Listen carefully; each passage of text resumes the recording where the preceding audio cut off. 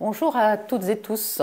Je tenais à m'exprimer ce matin, nous sommes le mercredi 18 janvier, en cette veille de grande mobilisation nationale. En effet, vous êtes nombreux à nous écrire ou à laisser des messages divers et variés sur les réseaux pour nous solliciter et savoir quelle est la position d'Ensemble pour les libertés, donc ce parti politique que je préside, concernant la réforme des retraites. Alors, je voulais reprendre avec vous quelques chiffres que j'ai déjà publiés sur mon fil Twitter, mais ces chiffres, au fond, parlent d'eux-mêmes. La CADES, vous savez, cette caisse qui avait été créée pour mettre fin, ou en tout cas compenser le fameux trou de la sécurité sociale, cette caisse va dégager en 2024 plus 24 milliards. Les caisses de retraite globales, c'est-à-dire à la fois le fonds de réserve de la retraite et les caisses complémentaires, forment un coussin très confortable à environ 127 milliards d'euros. Source Le Monde, divisé en 30 milliards pour ce fonds de réserve et 116 milliards pour les caisses complémentaires. Donc aujourd'hui, nous n'avons pas véritablement d'inquiétude quant à la possibilité de financer les retraites sur un bon nombre d'années, on va dire quasiment les 20 années qui arrivent. Alors, moi, je me satisfais en effet de la mobilisation annoncée.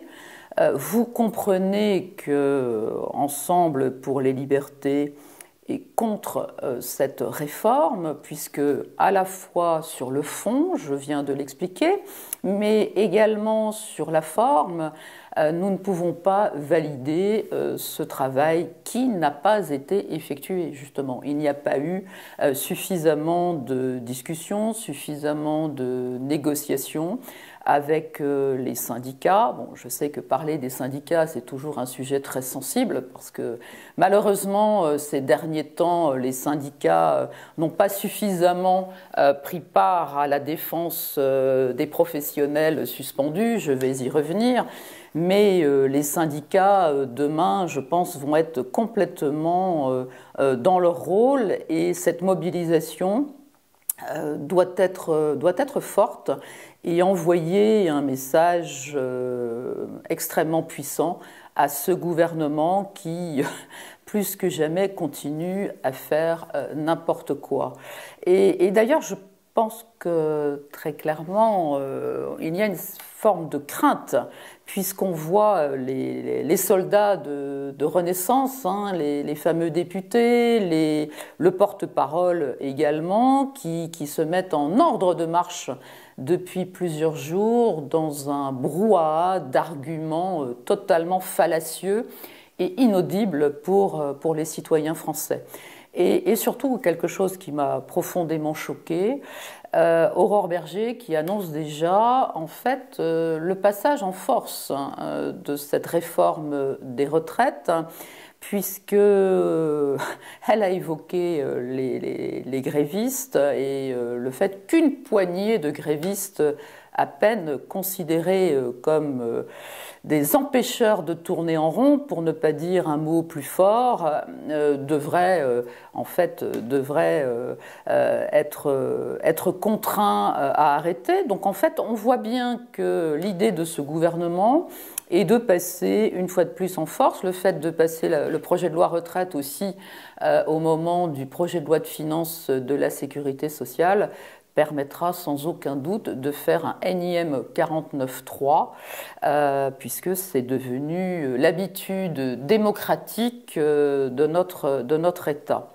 Alors, les chiffres, je vous les ai dit, donc je les répète, 150 milliards de côté, confirmés par le Conseil d'orientation des retraites. Donc le fond, la forme, et surtout, on est dans un très très mauvais timing. Vous êtes tous épuisés, les Français en ont plus qu'assez de tout ce qui s'est passé depuis 3 ans. Ils sont confrontés aujourd'hui à une inflation record, hein. On est entre 10 et 15% d'inflation, les prix à la pompe. Aller faire ses courses devient extrêmement compliqué pour bon nombre d'entre vous. La paupérisation s'aggrave, le nombre de citoyens qui passent dans la catégorie de la grande pauvreté augmente, hein. On est quasiment à 11 millions de citoyens français. Alors, est-ce que c'est de la provocation de la part du gouvernement?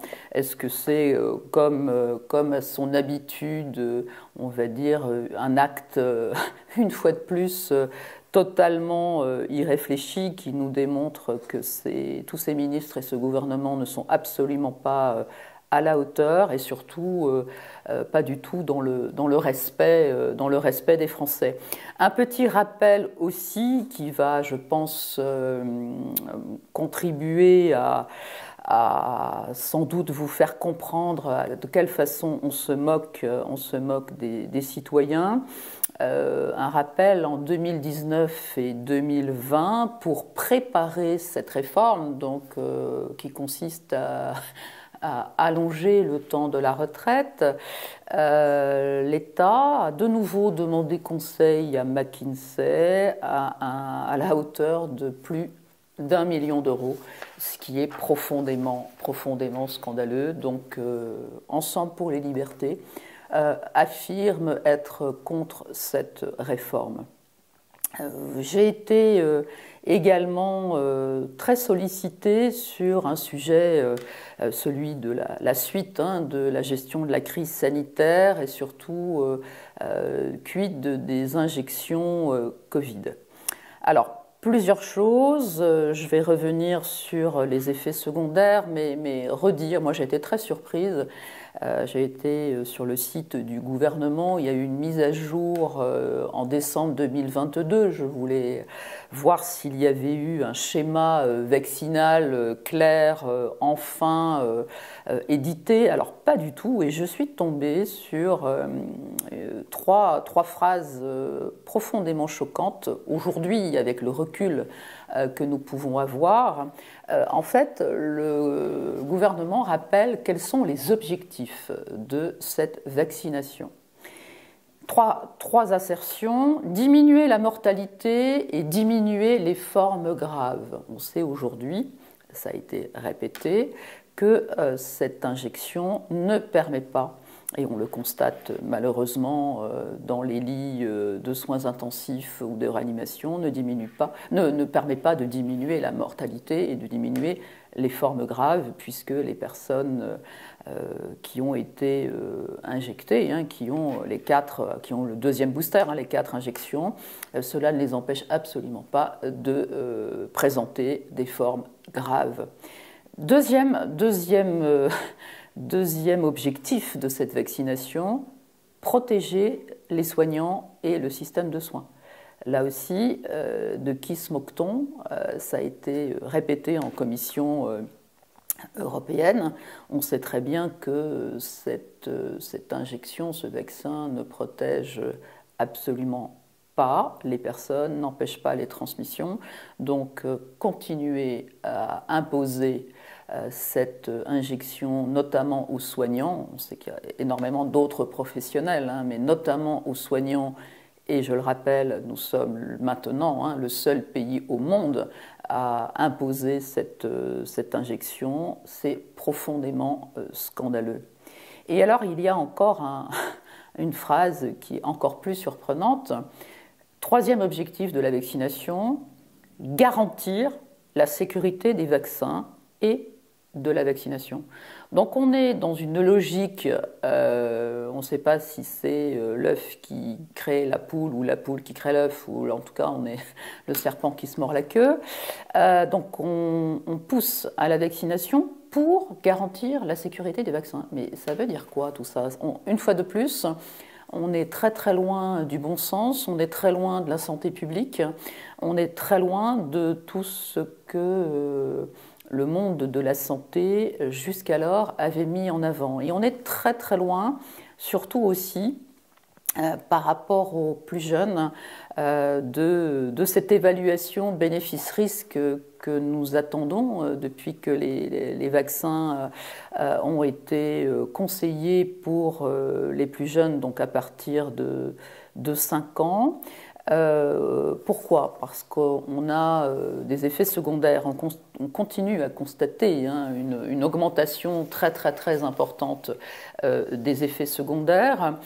On a plusieurs exemples chez les tout petits de problématiques gravissimes cardiovasculaires avec des accidents vasculaires cérébraux hémorragiques qui entraînent des décès. Alors bien évidemment, coïncidence ou causalité, je pose la question, on n'a malheureusement pas la réponse. Pourquoi? Parce que cette agence nationale de sécurité du médicament qui récolte toutes les déclarations des effets secondaires est en totale incapacité de faire son travail, c'est-à-dire d'entreprendre des enquêtes de pharmacovigilance. Quand on a une déclaration d'effets secondaires, il faut en effet faire une enquête, souvent longue, pour réellement attribuer on va dire l'effet secondaire à la prise médicamenteuse, et là, dans notre cas de figure, à la prise en tout cas, à cette injection. Et il y a cette explosion, vous avez les chiffres, vous pouvez aller consulter les chiffres sur ce site public de l'Agence nationale de sécurité du médicament, mais sauf erreur, il n'y a pas eu d'embauche pour pouvoir mener à bien de façon sérieuse et pouvoir, en tout cas, apporter des réponses absolument nécessaires aujourd'hui aux citoyens. Donc, en attendant de pouvoir, j'allais dire, apporter des réponses par rapport à tous ces effets secondaires, il serait fondamental de faire ce qu'on appelle, ce que j'avais déjà appelé de mes voeux quand j'étais parlementaire en 2021, j'avais demandé à ce moment-là un moratoire par rapport à ces injections. Et je pense, et je le répète, que plus que jamais, il convient d'arrêter et d'analyser tout ce qui se passe. Et on sait que pour les plus jeunes, les plus petits, avec les formes aujourd'hui d'infection, il n'y a aucun intérêt à proposer cette injection. Revenir aussi sur la baisse de la natalité. On a un travail remarquable qui est fait par l'association Où est mon cycle, là aussi avec toutes ces déclarations d'hémorragie, de ménopause précoce et j'en passe. Mais surtout aujourd'hui on constate, on a le chiffre en 2022, une baisse très importante. On n'a que 723 000 naissances, un taux de natalité donc en baisse en France, même si on reste quasiment le taux de natalité le plus fort en Europe, mais en fait c'est pareil. À quoi faut-il attribuer cette baisse de natalité? Est-ce que là aussi il y a à mettre un lien avec cette injection? Alors, je voulais peut-être juste aussi, on m'a beaucoup interrogé sur les chiffres de surmortalité globale. À ce stade, je pense qu'il faut rester encore prudent. Si on regarde, et je pense que les données de l'INSEE sont particulièrement fiables en France, on n'a pas encore, enfin je veux dire, on ne peut pas mettre clairement un lien entre ces 95 000 décès qu'il y a eu en plus en 2022 par rapport à, j'allais dire, les attribuer soit à l'infection Covid, ce que fait très largement le gouvernement en parlant de surmortalité due au Covid, où il faut être extrêmement prudent aussi en attribuant ces décès peut-être là aussi aux effets graves de la vaccination. Pourquoi ? Parce que je rappelle qu'il y a 2 millions de personnes âgées en plus ayant donc 70 ans et plus, hein, c'est le post-baby boomer, hein, et que donc si on calcule de façon très stricte, hein, en appliquant non pas un modèle mathématique, mais le modèle de standardisation des courbes sur les décès attendus. On ne sort pas en fait des chiffres de décès attendus, donc encore une fois mis en perspective par rapport au nombre de personnes âgées supplémentaires. Voilà, donc ça c'était les réponses que je souhaitais apporter de façon très simple ce matin. Et pour conclure hein, sur la partie des injections, quelque chose qui me pose problème, hein, et on n'est pas les seuls, on est plusieurs médecins bien sûr à s'interroger. Fin 2022, la vaccination avait été suspendue pour les enfants dès 5 ans par la Direction générale de la santé, la DGS, sur un lot en fait de vaccins pédiatriques Pfizer périmés au 30 novembre 2022. Et en fait, ce qui est profondément choquant, c'est que la Direction générale de la santé vient de remettre les mêmes lots sur le marché grâce à un coup de baguette magique habituel de l'Agence européenne du médicament, l'EMA, qui a donné un feu vert pour prolonger en fait la date de péremption de ces lots qui étaient périmés donc fin d'année dernière. Et alors on a beau regarder s'il y a des études qui pourraient nous rassurer, en fait, des études portant sur la stabilité supplémentaire, il n'y a absolument aucune trace de ces études. Donc on change les étiquettes, on continue à injecter les enfants, quid des conséquences, et je dénonce cette prolongation. Et voilà, tout à l'heure je parlais de ma recherche sur le schéma clair et validé scientifiquement, bien sûr, schéma de vaccination. On l'attend toujours, et surtout les soignants, les pompiers, les forces de l'ordre, tous les personnels administratifs qui sont toujours sous le joug de la loi du 5 août 2021, qui sont suspendus de leurs activités et qui sont confrontés à une profonde et une totale incohérence de la part du gouvernement, puisqu'en fait, bon nombre de professionnels qui avaient fait les injections n'ont pas fait de rappel, ne sont plus injectés depuis début 2022. Donc, quid de cette profonde injustice pour ceux qui ont été écartés. Et je l'ai dit tout à l'heure, je le répète, la France est le seul pays au monde aujourd'hui qui continue à être aussi incohérent, injuste. Troisième et dernier petit point, je voulais vous dire où nous en sommes dans la restructuration du parti Ensemble pour les libertés. Là aussi, vous êtes nombreux. Alors, j'en profite. Vous allez recevoir notre newsletter de janvier avec, bien sûr, les vœux que je n'ai pas redits ce matin, mais j'avais déjà fait plusieurs petits messages en ce sens. Mais surtout, nous avons pris l'habitude de cette newsletter régulière. Si vous ne la recevez pas, regardez dans vos spams. Et si, même dans vos spams, vous ne trouvez rien, vous nous faites un petit message, un petit mail pour qu'on vérifie vos coordonnées pour que vous puissiez, bien sûr, la recevoir. En termes de restructuration, 4 nouveaux référents. Vous savez que nous avons des référents dans toutes les régions. Donc une nouvelle référente en Île-de-France, une nouvelle référente en Auvergne-Rhône-Alpes, donc Isabelle en Île-de-France, Patricia en Auvergne-Rhône-Alpes, un nouveau référent, Jean-Michel en Bourgogne-Franche-Comté, et Brigitte, qui est notre nouvelle référente des Français de l'étranger. Nous sommes en train aussi, un peu plus de temps en ce qui me concerne, de travailler sur la refonte du site internet. Donc vous aurez un site internet tout nouveau, tout neuf, vraisemblablement pour mi-février.